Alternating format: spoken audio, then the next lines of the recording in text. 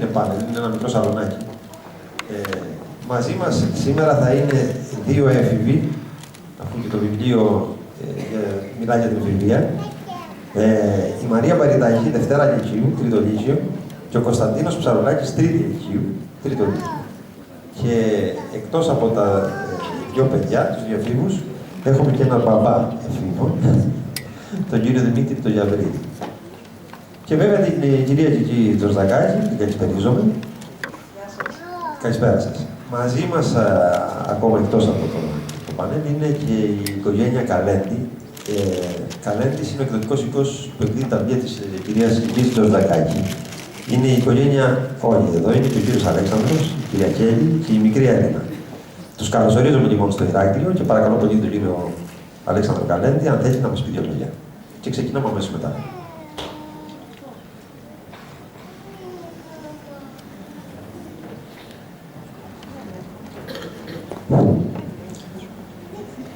Καλησπέρα σας.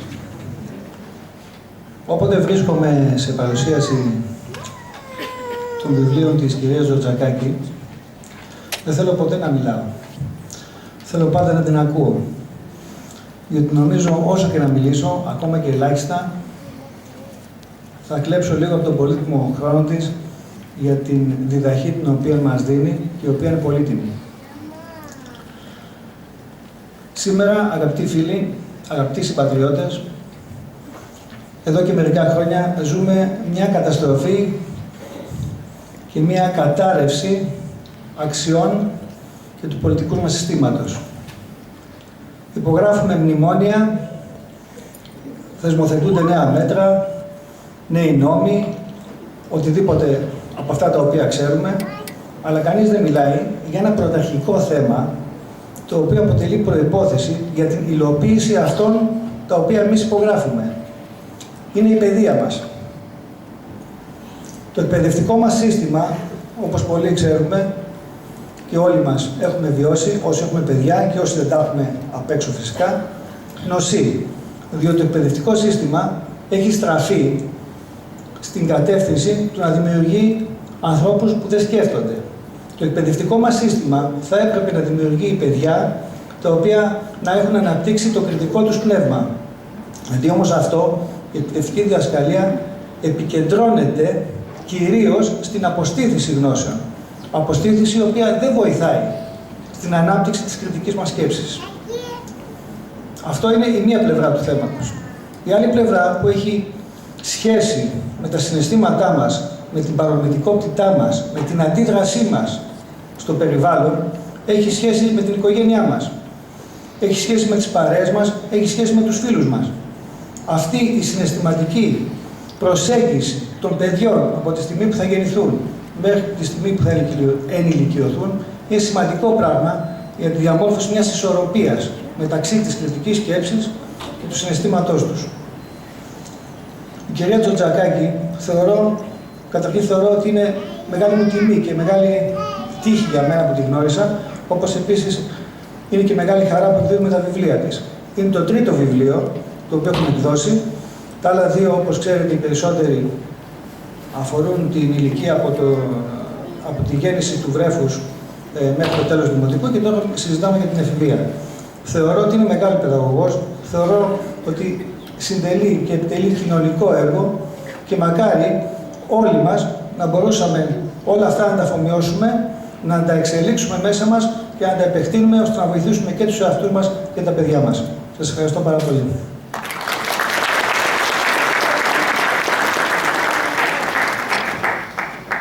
Σας ευχαριστώ πολύ που ήρθατε απόψε να τιμήσουμε την εφηβεία και τους εφήβους.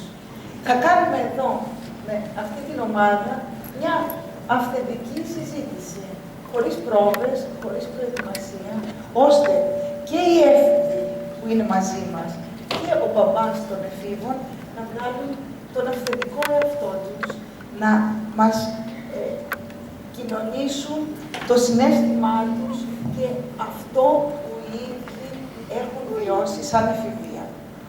Εγώ προσπάθησα στο βιβλίο μου να παρουσιάσω ένα πορτρέτο του σύγχρονου εφήβου. Μαρία, εσύ βρήκες τον εαυτό σου διαβάζοντας το βιβλίο, σε αντιπροσωπεύει κάποιο κομμάτι? Σαφώς και τον βρήκα, όπως και πιστεύω ότι όλοι οι έφηβοι περνάνε αυτές τις φάσεις τις οποίες περιγράφονται μέσα στο βιβλίο.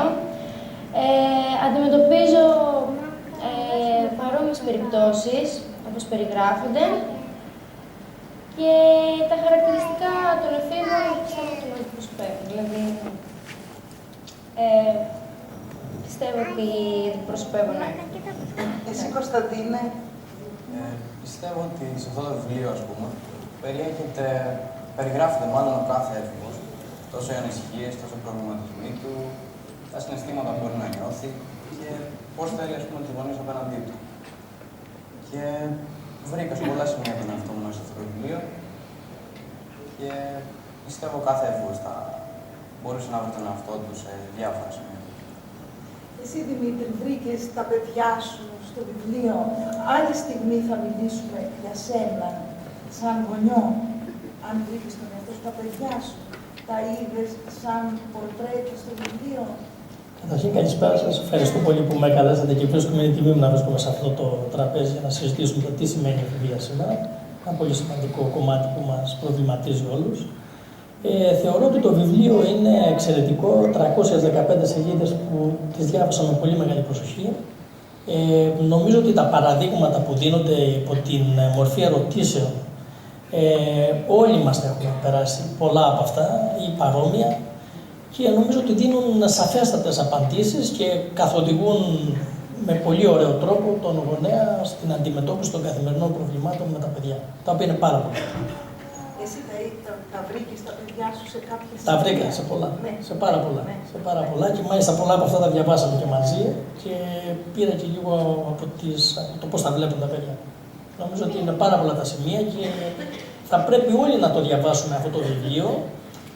Θεωρώ ότι είναι ένα manual, ένα εγχειρίδιο, στη δική μας γλώσσα το λέμε ένα εγχειρίδιο χρήσης, το πώς να διαχειριστείς σχέσεις, είτε ο πατέρας είτε η μητέρα με τα παιδιά, από τη μικρή ηλικία μέχρι μεγαλύτερη ηλικία, την εφηβεία, αλλά και περισσότερο μέσα στις σχέσεις. Νομίζω το βιβλίο αναφέρεται γενικότερα στις σχέσεις. Δεν είναι μόνο απέναντι σε έναν έφηβο, είναι και σε μικρότερη ή μεγαλύτερη ηλικία, παίρνεις γνώσεις πώς να διαχειριστείς τις σχέσεις σου στην οικογένεια, ακόμα και με τον σύντροφό σου. Είναι ένα εξαιρετικό βοήθημα. Σε ευχαριστώ για την ολοκληρωμένη εικόνα που μας έδωσες. Εκείνο που έχει μεγάλη αξία είναι οι προβληματισμοί δικοί σας συμπίπτουν με αυτά που εγώ συγγραφέας παρουσιάζω σαν προβληματισμούς. Δηλαδή, εσύ, Μαρία, είσαι τώρα ακριβώς στην αποκορύφωση της εφηβείας σου. Βρήκες τους προβληματισμούς σου. Ναι, πιστεύω ότι είναι διαφορετική. Στο μεγαλύτερο κομμάτι καλύφθηκαν οι προβληματισμοί μου και με τις διηγήσεις άλλων ανθρώπων που υπήρχαν μέσα στο βιβλίο και τις λύσεις που αναγραφόταν από κάτω, κατάφερα και εγώ να ξεπεράσω μερικούς από αυτούς και να τους λύσω, και κατάλαβα κιόλας και πώς σκέφτονται και οι γονείς μας. Και ότι δεν είμαι μόνο εγώ σε αυτή την κατάσταση, ότι είναι όλοι οι άλλοι έφηβοι γύρω μου και ότι δεν είμαι μόνο εγώ το παράξενο άτομο, είναι και όλα τα άλλα παιδιά. Δηλαδή, υπήρχαν περιπτώσεις που ένιωθες παράξενη, που ένιωθες ότι αυτό που νιώθεις είναι κάτι μοναδικό? Όπως περιγράφηκε μέσα στο βιβλίο, πολλές φορές ένιωθα ότι ήμουν χαρούμενη, πολύ ζητημένη, και αυτές οι εναλλαγές συναισθημάτων γινόταν σε πολύ γρήγορο χρονικό διάστημα και ήμουν πολύ προβληματισμένη γι' αυτό, δεν ήξερα τι είναι και είχα προβληματιστεί αρκετά. Εσύ, Κωνσταντίνε, σε αυτό το κομμάτι, ναι, το προβληματισμό, το αν ένιωθες μερικές φορές παράξενα και συναισθηματικά και νοητικά. Όλοι οι προβληματισμοί που παρουσιάζονται στο βιβλίο, σχεδόν όλοι τουλάχιστον για μένα, αντιπροσωπεύουν πολλούς εφήβους, ας πούμε. Πιστεύω τουλάχιστον, γιατί και εγώ νόμιζα, όπως λέει και η Μαρία, ότι κάποιες φορές ότι νιώθει διαφορετικά, ας πούμε, από κάποιους άλλους, είμαι διαφορετικός ή ας πούμε και αρνητικά και θετικά αυτά. Εκεί είδαμε στο βιβλίο ότι δεν είναι ας πούμε η εξαίρεση του κανόνα αυτό, αλλά είναι καταστάσεις που βιώνει ο κάθε ελληνικός και καθημερινότητά του. Αυτό σε καθησύχασε, δηλαδή σου δημιούργησε μια κατάσταση ότι είσαι ένας από τους πολλούς ή σε προβλημάτισε ακόμα περισσότερο? Σε κάποια σημεία με προβλημάτισε περισσότερο να δω γιατί ας πούμε είναι κανόνας αυτό και όχι απλά μια εξαίρεση. Σε κάποια άλλα σημεία με καθησύχασε, ας πούμε. Ένιωσα κι εγώ ένα μέρος του συνόλου, ας πούμε, σε κάποια συγκεκριμένα θέματα τουλάχιστον.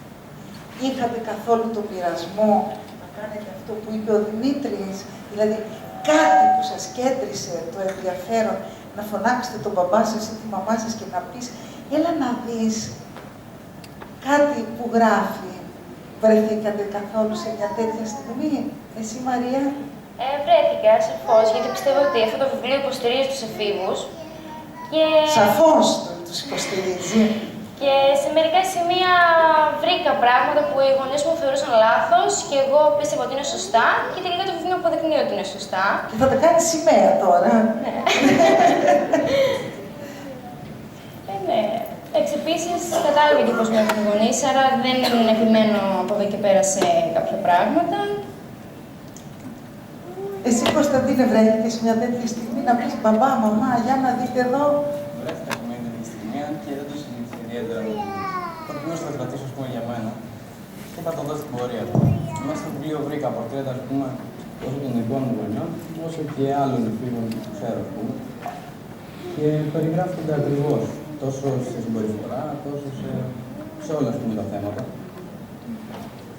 Και είδα στάσεις, ας πούμε, των γονιών κλπ. Που το βλέπω και στους δικούς μου και σε άλλους γονείς που... Και είδα και άλλα, ας πούμε, θέματα. Θέλεις να μας διαβάσεις κάτι που ίσως σου κέντρισε το ενδιαφέρον? Ήθελα να σας διαβάσω για τη συμπεριφορά, πιστεύω, και τη στάση των γονιών που πιστεύω τουλάχιστον εγώ πρέπει να έχουμε απέναντι στους εφήβους. Γιατί οι γονείς, πιστεύω, δεν πρέπει να είναι, ας πούμε, ούτε τόσο ελαστικοί, αλλά αυτό είναι εναντίον τους, αλλά ούτε τόσο αυστηροί και αυταρχικοί, ας πούμε, όσο βλέπω σε κάποιους ή τέλος πάντων. Αυτό είναι το απόσπασμα που θέλω να διαβάσω. Οι γονείς σταθεροί αλλά δίκαιοι. Θέτουν όρια, ταυτόχρονα όμως ανταποκρίνονται σε λογικά αιτήματα και αναγνωρίζουν ότι και το παιδί έχει δικαιώματα. Ο ιδανικός συνδυασμός στοργής και πειθαρχίας. Είναι οι γονείς που έχουν αυτολογίδηση, ενδιαφέρονται ουσιαστικά για τα παιδιά τους, είναι παρόντες ψυχικά, έχουν αυτοκυριαρχία και αυτοέλεγχο. Αγαπούν τα παιδιά τους, αλλά δεν υποκύπτουν στους συναισθηματικούς εκβιασμούς τους. Κάνουν συχνά αυτοκριτική, αναγνωρίζουν τα λάθη τους και προσπαθούν να τα διορθώσουν. Με άκρηνα κομμάτια της ψυχής τους παρακολουθούν την εξέλιξη του εφήβου τους και παρακολουθούν σταδιακά τις σωστές δόσεις ανεξαρτησίας και ελευθερίας. Ακολουθεί και αυτό που είπε, ας πούμε, μια Νατάσα 16 ετών και λέει: γινόταν μια συναυλία και θέλω οπωσδήποτε να πάω. Ήταν Πέμπτη, είχα φροντιστήριο και πολλά μαθήματα για την επομένη. Πάω στον πατέρα μου, ο κόσμος θα χαλάσει, εγώ θα πάω. Ενώ περίμενα κάθε τι άρνηση, μου είπε: δικαιούσε και σε μια παράβαση, το λανό, πήγαινε. Τι χαρά που ένιωσε και για τη συναυλία και για τη στάση του πατέρα μου. Σαν να μεγάλωσε ξαφνικά, αφού μου έδωσε το δικαίωμα να κάνω και εγώ μια τρέλα, βράδυ. Ο πατέρας της Νατάσας χειρίστηκε ωραία το θέμα, όπως λέτε στην εσείς, υποχώρησε χωρίς απειλητισμούς και κρυφά μηνύματα. Της φέρθηκε σαν να ήταν όριμη και της εξήγησε και το γιατί. Εσύ, Δημήτρη, τι θα έκανες? Αυτό είναι μια πολύ καλή περίπτωση, διότι είναι μια ιδανική περίπτωση αυτή, η οποία θα πρέπει να καταλάβουν οι εφήβοι ότι είμαστε σε πολύ δύσκολη κατάσταση. Είναι πάρα πολύ εύκολο για μας να λέμε στα παιδιά: πηγαίνετε παντού, πηγαίνετε όπου θέλετε, γυρνάτε όπου θέλετε, ό,τι ώρα θέλετε. Είναι το πιο απλό και το πιο εύκολο για να μας αγαπάνε ακόμα περισσότερο. Δεν είναι όμως έτσι. Αυτό που πρέπει να καταλάβουν ότι πρώτο μέλημα για μας είναι η ασφάλειά τους. Θα πρέπει να είναι ασφαλείς σε αυτό που κάνουν, στην ώρα που θα γυρίσουν, σε αυτά που θα συναντήσουν και αυτά που πιστεύουμε σαν μεγαλύτεροι ότι μπορεί να συναντήσουν. Γι' αυτό και γινόμαστε κάποιες φορές φορτικοί πιθανόν ή αρνητικοί ή θα λέγαμε όχι σε αντίστοιχη περίπτωση.